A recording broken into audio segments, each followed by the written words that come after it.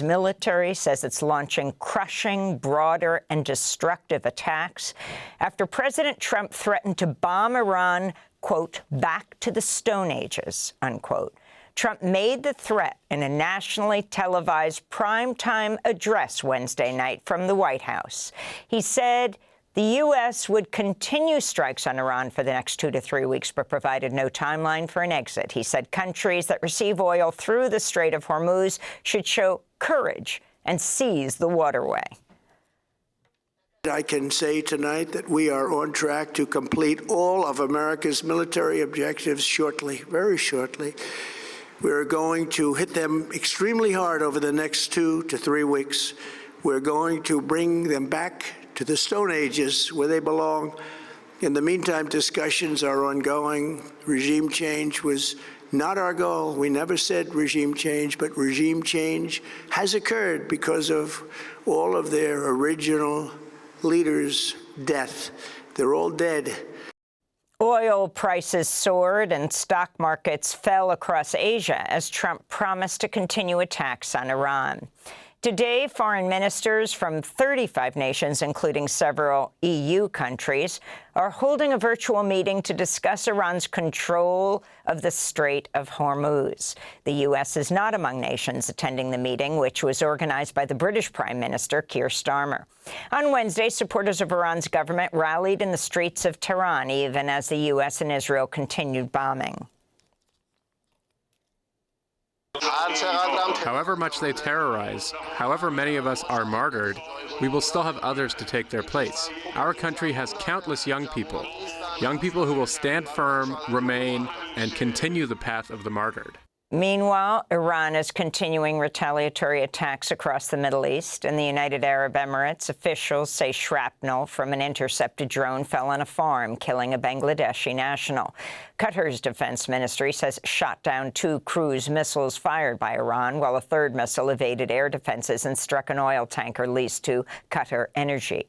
Saudi Arabia, Kuwait, Bahrain, and Jordan also reported missile attacks from Iran. In Israel, millions of people ushered in the start of Passover Wednesday evening in bomb shelters as missiles fired by Iran and Hezbollah triggered air raid sirens. Israeli authorities said 14 people, including an 11-year-old girl, were wounded when an Iranian missile fell near Tel Aviv. In Iraq, the U.S. Embassy in Baghdad's urging all U.S. citizens to leave Iraq immediately, warning Iran-aligned militias may be planning attacks within the next 24 to 48 hours.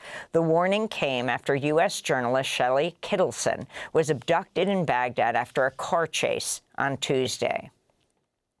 The New York Times reports Israeli military officials are privately urging Christian and Druze communities in southern Lebanon to force out Shiite Muslim residents, sheltering among them.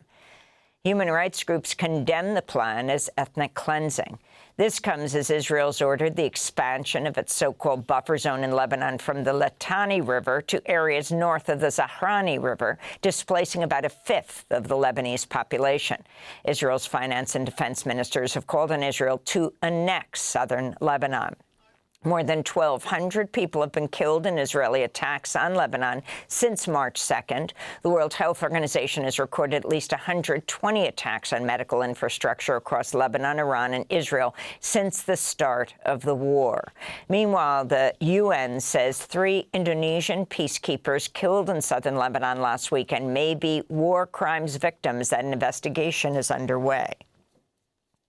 Repeatedly, these incidents are unacceptable and demand full accountability. Attacks on UN peacekeepers may constitute war crimes under international law.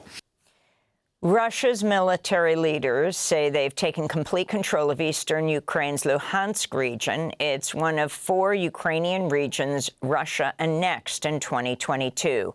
On Wednesday, Ukrainian President Volodymyr Zelensky criticized Russia for rejecting a proposed Orthodox Easter holiday truce. He says Moscow instead fired more than 700 drones into Ukraine in daytime attacks targeting civilian infrastructure. At least 4 people were killed. Meanwhile, the Financial Times reports President Trump's threatening to halt military aid to Ukraine if U.S. allies in Europe don't join efforts to reopen the Strait of Hormuz.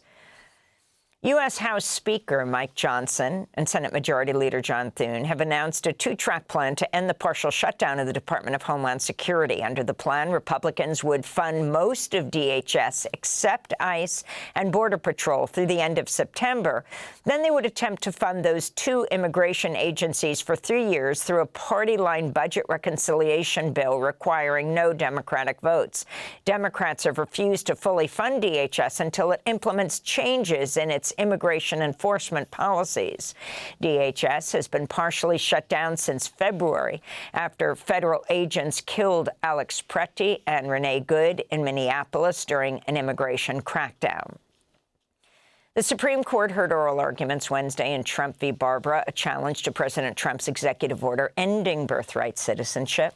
Both liberal and conservative justices expressed deep skepticism of Trump's executive order.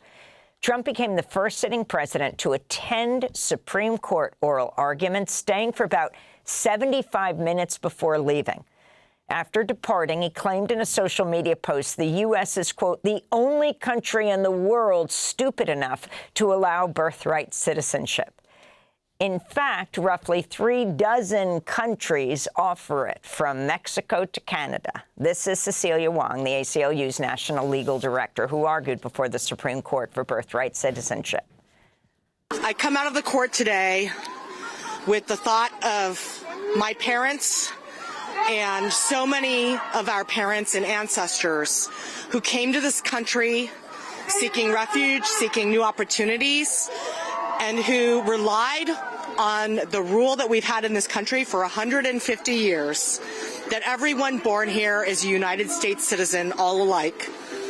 And I'm confident that the court is going to turn back this president's effort to radically rewrite our 14th Amendment rule of birthright citizenship. We'll have more on this story later in the broadcast. DACA recipient Maria de Jesus Estrada Juarez has returned to California after a federal judge ordered the Department of Homeland Security to bring her back, ruling her deportation to Mexico was unlawful. U.S. District Judge Dina Kagan said her deportation was, quote, a flagrant violation of her DACA protections. The Deferred Action for Childhood Arrivals program is supposed to protect undocumented immigrants brought to the U.S. as children from deportation. In February, Estrada Juarez was detained during an interview to obtain permanent residency and deported to Mexico the next day. She's lived in the United States for nearly 30 years. DHS has deported dozens of DACA recipients since Trump's return to office. The Erie County Medical Examiner's Office has ruled the death of Nurul Amin Shah Alam, a visually impaired Rohingya refugee, a homicide. 56-year-old Alam died on the streets of Buffalo, New York, 5 days after Border Patrol officers dropped him off at a Tim Hortons coffee shop that had already closed for the evening. The medical examiners determined the cause of Alam's death was complications of a perforated ulcer precipitated by hypothermia and dehydration. Alam had arrived in Buffalo under legal refugee status in December 2024 before he was taken into custody last year following a trespassing incident. Dr. Gail Burstein is the Erie County Commissioner of Health. Of death, the medical examiner's office determined it to be homicide, which refers to death resulting from volitional or through a choice or decision or an act of another. And so this includes negligent acts or omissions or inaction. And for the first time in over half a century, humans are headed to the moon. NASA's Artemis II mission blasted off from Florida Space Coast on Wednesday evening with 4 astronauts aboard on a 10-day voyage that'll take them around the far side of the moon and back to Earth. The crew includes the first person of color to visit the moon, pilot Victor Glover, and the first woman to make the trip, mission specialist Christina Koch. And those are some of the headlines. This was 24 Hours in America. our YouTube channel. Thank you for watching. Stay safe and healthy.